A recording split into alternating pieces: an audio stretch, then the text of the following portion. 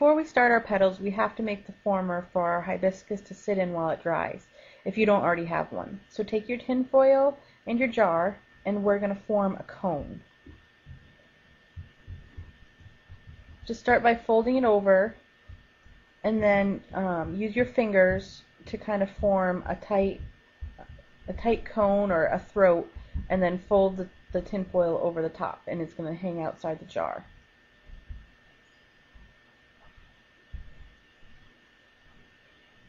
Put it over the jar and just smooth the sides down. And then take your dry center to poke the wire down through your former so that it's easier to get it in when the wet petals are on there. And there you have your former. Okay, to start the petals, roll your gum paste pretty thin. And then use your hibiscus cutter. We're going to cut 5 petals. And keep the cutouts under plastic while you're working so that they don't dry out.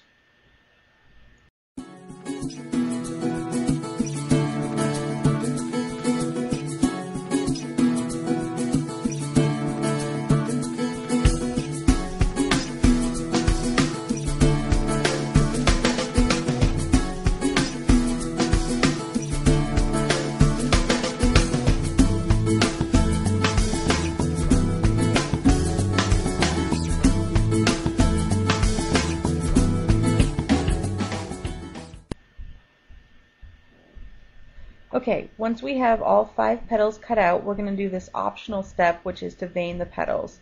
If you have a two-sided veiner, we're just going to press it in between both sides. If you only have one side, use your small pink foam to press down over the back and put the impression on the front side of the petal. And do that with all 5.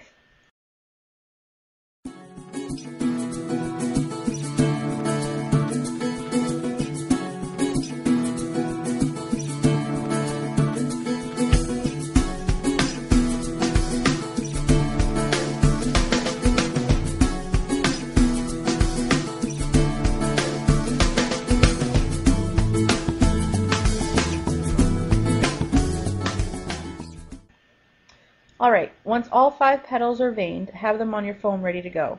If you can't work quickly enough on all of them at the same time, keep the extra ones under plastic so the edges don't dry out. We're going to thin, if your tool sticks a bit, dip it in cornstarch, and we're going to thin the edges with the ball tool half on the petal, half on the foam. Run it around with moderate pressure. We're looking to thin the edges and give it a little bit of ruffle.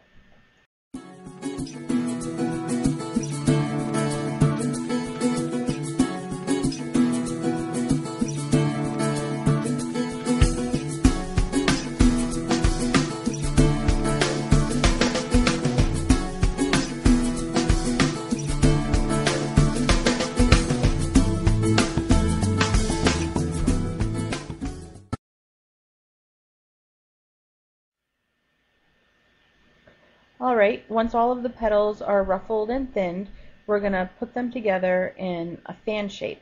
Use a small amount of gum glue, just a tiny bit, and only apply it to the very narrow part of the petal.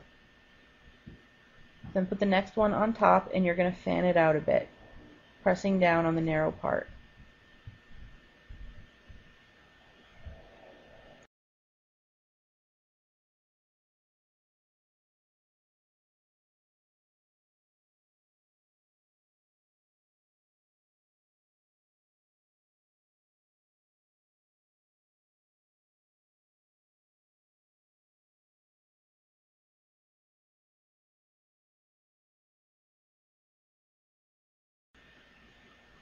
Last one. And there we have it, a little fan of petals. Now it's time to add the center part. Just put that down in the center, in the middle of your fan.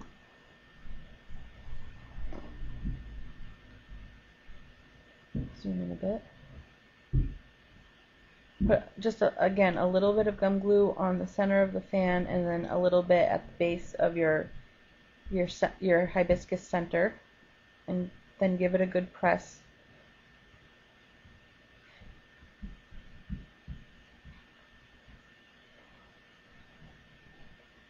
And then we're going to roll one edge over and then the other. So bring one side over and press that on. And then a tiny bit of gum glue on the back so that they stick together, and then roll the rest around. Sorry about that. Alright, hold it upside down so that the petals don't break before you get it in the former.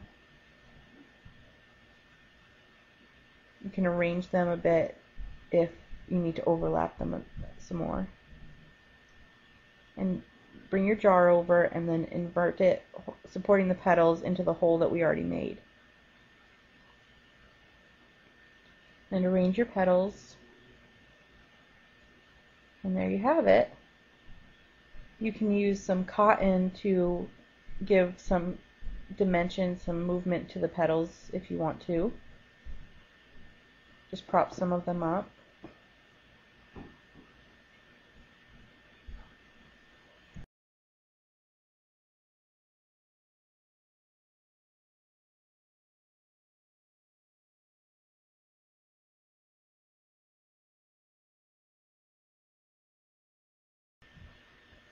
And that's pretty much it. We're going to let this dry overnight for about 24 hours before we can move on to finishing it up with the yellow stamens. But that's it. And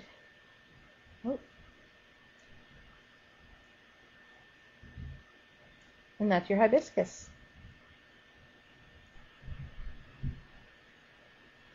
Okay, after your flowers dried in about 24 hours, and it's been rainy here, so this one's not quite dry, but go ahead and dust your flower before you start this next step. I don't know if it picks up on camera, but I like to add a little darker in the center and then lighter on the outside. And don't forget to dust the pistil as well, the center. And now we're going to cover our wire with floral tape.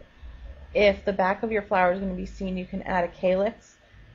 It's just, for the hibiscus, it's a little tiny 6-petal flower shape, but I've added them in the past and I find they just break when I go to arrange my flowers on the cake, so I don't even do it anymore. Just the floral tape, so if anything's seen, it's just the green from the floral tape and not the ugly wire. And then for this demonstration, I'm using piping gel. Normally I would use royal icing. It doesn't really matter, but I didn't want to make a whole batch of royal icing just for the sake of this demonstration. And I have it just in a little tiny parchment cone that I just snipped a narrow tip for. And then we're just going to add dots and just add them at random all over.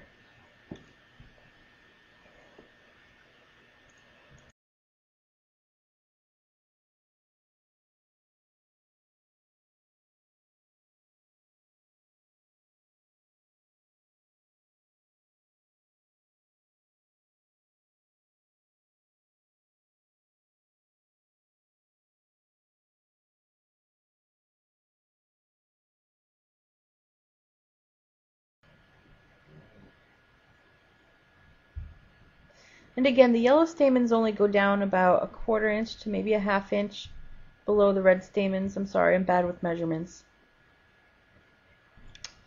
And that's all there is to it. That's your hibiscus flower. Thank you for watching, and I hope that you found this tutorial helpful.